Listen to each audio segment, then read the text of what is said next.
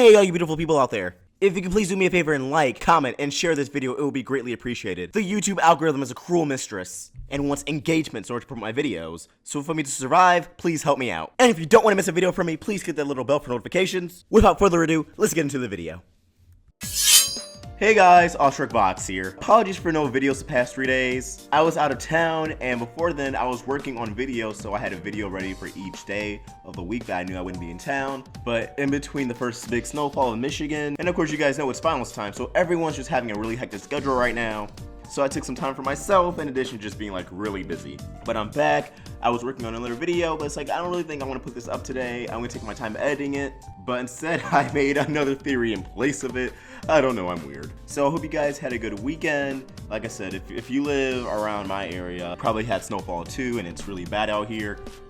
Almost got into an accident yesterday, but anyways, I'm sure you guys did not click on this video to hear me pontificate for like 3 minutes over my personal life. You came to hear me talk about Steven Universe. And well, to get to nitty gritty, you guys heard that title right. I believe soon there will be a space story arc of Steven Universe. I've been thinking this for a while, but now the evidence is piling up more and more. And one of my reasons I've heard other people say, but this is something I've been having back in mind for, like I said, a long time, especially since the end of season 3 with Bubbled. Before I get to any of that, there's one huge reason that's been staring me in the face that inspired me to make this video. It's like, okay, yeah, I definitely think they're gonna do this now. Despite Steven Universe being a story-heavy show, being very serialized, it still has the Halloween episode, the Christmas episode, a crossover, you know, stuff any other show on the network has. Steven Universe does it in a sly way, so it doesn't really interrupt the flow of the show or the story. That being said, I've been seeing a trend in the shows on the network recently, and that is miniseries. Over there on Wall, Long Live the Royals, miniseries that ran on the network, a new episode every day of the week. It was a good time, but it goes even beyond that. Last year, Adventure Time had the miniseries Stakes, focusing on Marceline. It was an 8-part miniseries that aired over the course of a week, and the miniseries was set outside of the normal setting of the land of Ooh. Well, I mean, I guess you can say it was in the land of Ooh, but it wasn't in the Candy Kingdom is what I'm saying. Regular show's final season is regular show in space, which JG Quintal admitted the concept of going in space came up a lot of times, and I wouldn't be surprised if the network actually kind of pushed him to do it in the end. And that's being advertised as his own show. It's not being called regular show, it's being called a regular show in space. It's being treated like a miniseries, a separate entity from the main regular show, despite, you know, still being the same show. Then Teen Titans Go had Teen Titans Go Island Adventures, which again was a miniseries set outside of the show's normal setting, which is Jump City and the Titans Tower. It was its own self-contained story, and once again, it aired within a week, had a beginning and an ending. And now Adventure Time next year is going to have Adventure Time Islands, which, just like Stakes, is going to be an 8-part miniseries aired across 1 week. But this is also story heavy because despite being in an island being kind of self-contained, it will finally reveal the answer of what happened to the humans, which has me really excited, and the opening has me really excited. And minor spoilers if you're not caught up, but Finn has a metal arm again, and that gets me really excited too. Please don't take that away again. But the point is, there's clearly a trend with miniseries on the network having these shows being set out a certain, like the normal setting for a certain amount of episodes, and it's happening more and more frequently for me to just think that it's coincidence. Another important thing is usually when these miniseries are done, Cartoon Network airs them as like a movie, like how they aired Stakes as a movie, they aired Island Adventures all together, I don't think they call it a movie, and I'm sure Adventure Time Islands would be called a movie. Regular show in space has even been called by the crew as a 10-hour movie. And no doubt when it's finished, or the day the series finale airs, they're gonna air all the episodes of that season together. And at San Diego Comic-Con during Q&A, if you guys recall in my video, Rebecca Sugar was asked, would you guys ever do a Steven Universe movie? And Ian JQ said, let's just say yes. I think the question was, will there be a Steven Universe movie? So that has me thinking that there will be a Steven Universe miniseries that will be aired as a movie at the end of it. Of course, you could be talking about just like a different, like just TV movie of Steven Universe. I think the show ending on a movie would be really good, but this is also a possibility, a miniseries that's aired as a movie after it's aired. My question is, by any chance, are you going to make a movie in the near future?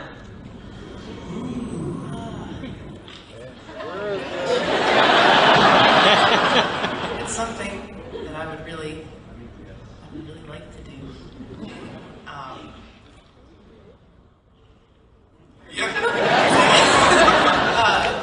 I'd really love to do that. Let's just say yes. Why not?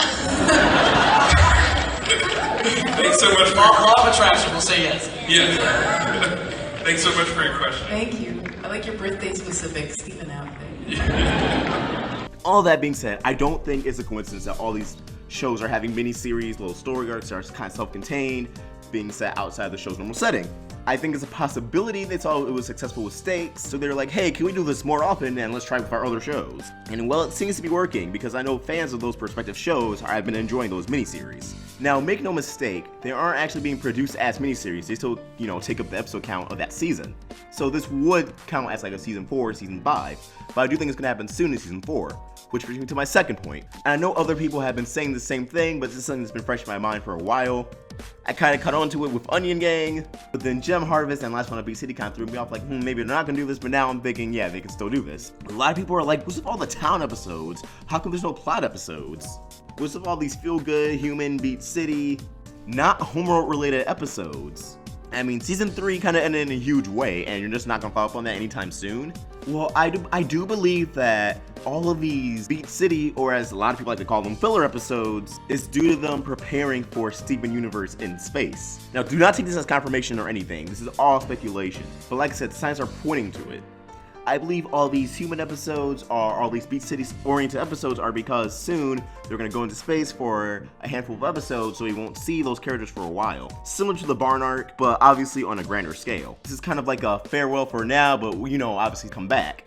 And I think it'd be better to get, like all these town episodes out now instead of, going into space or going somewhere else, having something plot related happen and then coming back and there's still like a few episodes left in season 4 and then we're just doing town episodes. Like that would feel very off. And if you're thinking, well, how come they just can't stretch out the plot episodes instead of doing all these Beat City episodes? Well, why would you want the plot stretched out in actual plot episodes? The plot is obviously already being stretched out enough by having Beat City episodes in between them, so why would you want, oh, we finally have homeworld episodes, but like things are barely happening in them? That just seems kind of anticlimactic. I don't like the idea of that. Anyways, to go on, the Gems now have a spaceship at the end of Bubbled.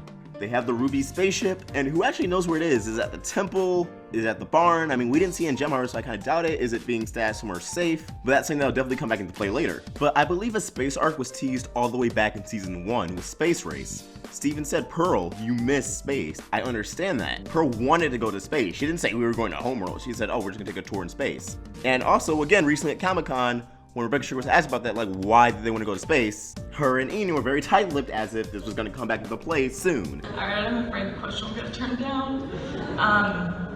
Knowing what we know about Pearls now, why is it that earlier in a season that she wanted to go to Homeworld so badly?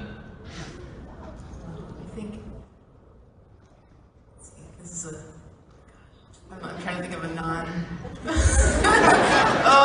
I want to give you an answer. Maybe. Steven Universe is Summer Adventures. New episodes every weekday. Thank you. It's really good. That's a really good question. It's a great question. It just can't answer. What up, nerds?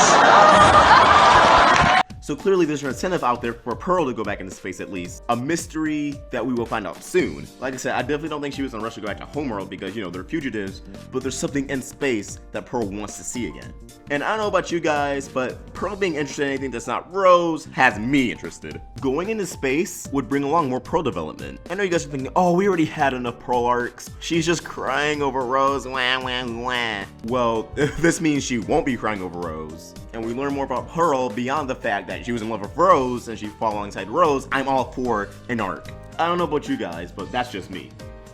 Another huge factor that I think kind of alludes to a space arc is the fact that the Diamonds own other planets. Now, as far as we know, Pink Diamond only had Earth colonized, but that doesn't mean the Diamonds could have went and colonized other planets in like our solar system. Pink Diamond's mural only depicted the moon and Earth. But look at White Diamond, Yellow Diamond, Blue Diamond. They have so many planets, other places under their control. Places that probably look way better than Earth. Not that I'm disrespecting Earth, it's just that those spires, the warp pad, temples, they all look really cool. And that was just an Earth that was barely colonized. Imagine when the planet that is fully colonized, that has all those things. I bet that looks so sweet. And what's the good in establishing that, oh yeah, the Diamonds have all these planets under their control if we're never gonna see them? To me, it makes sense if we do see them because that's built up with payoff. And the Ruby stated they went all over the solar system to look for Jasper. They did go to Neptune and all these other places. Now, like I said, Pink Diamond, as far as we know, only had Earth colonized. We don't know if they went back and colonized the other planets. So were the Rubies interacting with other gems, asking, where's Jasper, this Jasper, or were they just walking around barren planets? It's the Rubies, so it could easily be both. Now, we had the introduction of Andy and Mystery Girl. It'd be weird introducing them and then, you know, going away into like space, but it doesn't mean they'll be back for like waiting for Steven and the gems once they return. And this also adds some emotional stakes, like if they mess up on this mission, they're never gonna see them. And leaving the burning room unattended, all those gems, leaving the entire temple unattended, does not seem that smart. I mean, granted, the rooms are gem activated. Even if someone broke into the temple, they can't really get that far.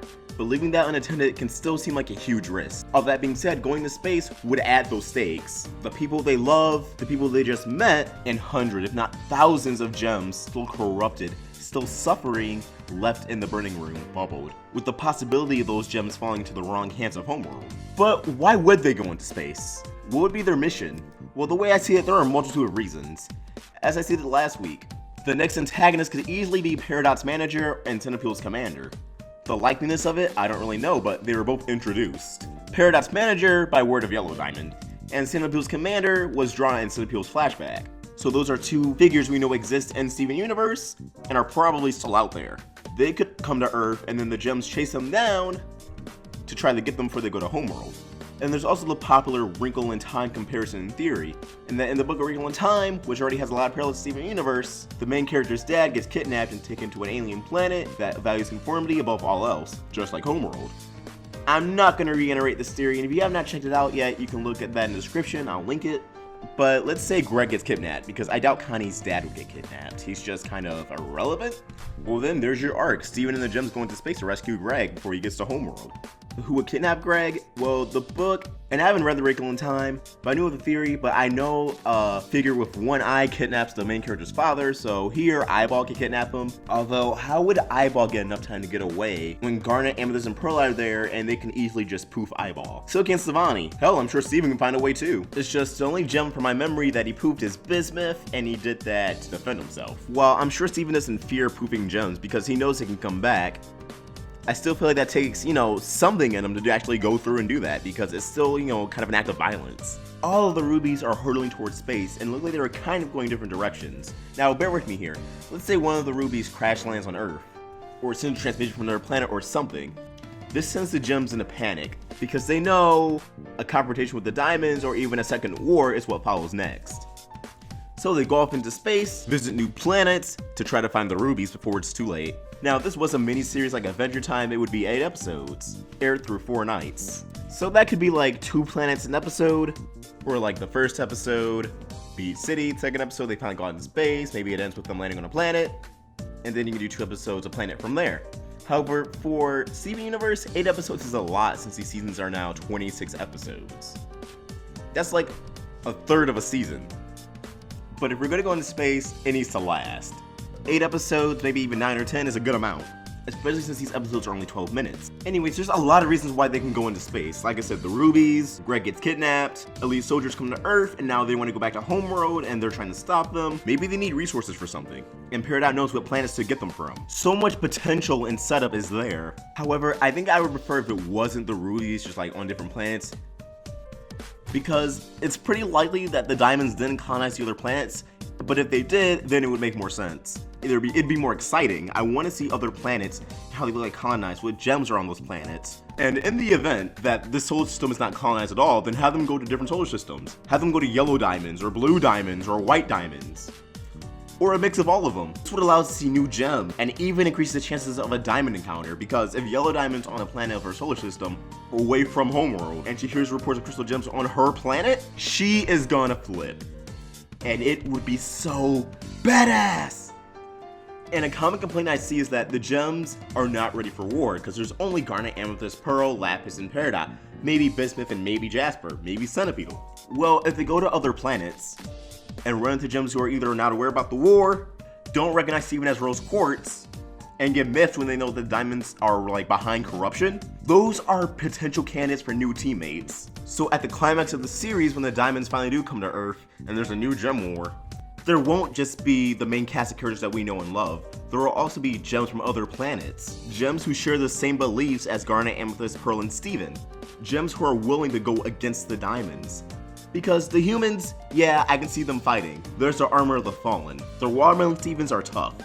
They gave Garnet, Amethyst, and Pearl a run for their money, but they did nothing against Malachite. However, the fact still stands that they can measure up to gems. just not overpowered gems like malachite. So they can still take on rubies, maybe even quartz soldiers. Garnet seems to be stronger than Jasper, and the Llama and Stevens were really like messing her up, so I am assuming they can fight other quartz soldiers and succeed. And I think it's important that we do see these other planets and Steven make relation to other planets because they'll show that he really is surpassing his mother. Rose had gems on her side, but most of those gems were already on Earth or rejected by Homeworld. But Steven making allies with people from other planets without them being screwed over by the diamonds, well then how could Rose not be proud of him? This would also give us a chance to introduce a new threat. Homeworld obviously had an army for a reason. Where are they fighting? I still think Sneeple are a possibility just because that'd be amazing. Ronaldo's very first conspiracy theory to like hold weight to it. Everything else he said has had some validity to it. He was right about the cluster, the diamonds. He even know their name. So why have him be wrong about Sneeple? Come on, Universe, come on. Homeworld struggling against another threat will also have Steven sympathize with them a little bit more, which will cause some conflictions, some tensions. And well, it'd just be something I'd love to see. A trip to space would reveal some of Pearl's secrets, new gems, a possible diamond confrontation, other threats, would fit the mode of Cartoon Network's new mini-series formula like doing through shows, and would just overall be a good time. But these are my thoughts, and I want to hear yours, so please comment them down below. Would you want to see a Steven Universe in space? Do you think it would be good? Do you think it would be bad? Do you just want to take the Beat City and like the moon base? Do you guys want to go straight to Homeworld? Because if they go straight to Homeworld, that's like close to endgame territory. Well, I believe the show its climax will be on Earth. I also do believe before then we have to go to Homeworld. We have to see Homeworld eventually, but I feel like this is kind of too soon because if the diamonds found out they are on Homeworld, that's an entire army that can send after them just like that. It'd make more sense if they went to other planets, and that caught Homeworld's attention instead of just coming straight up to Homeworld. However, just share your thoughts, what you think, what you want to see. Like I said, none of this is confirmed, but there's a lot of evidence pointing to the fact that this could be a thing, both in the show's narrative and just how Cartoon Network's been acting. If you enjoyed this video, please like and subscribe, it really helps me out. Stalk us on social media, links to everything in the description down below. Ostrich Vox, signing out.